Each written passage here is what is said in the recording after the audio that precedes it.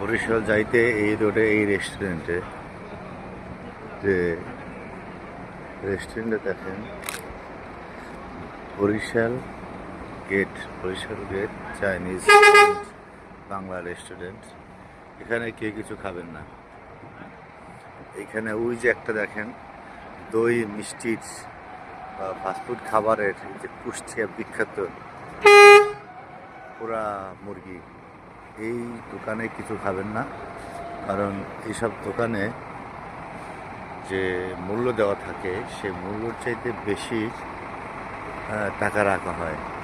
প্রত্যেকটা দোকানে মূল্যর চাইতে 20 থেকে 30 টাকা বেশি রাখা হয়। যেমন একটা বাটার বন রুটি দাম 30 টাকা রাখতে পারে, সেখানে বাটার বন রুটিটা 40 টাকা রাখা সত্য বাটার বনের রুটিটার দাম হইল মাত্র 30 টাকা, সেখানে 40 টাকা রাখে, ডাবল।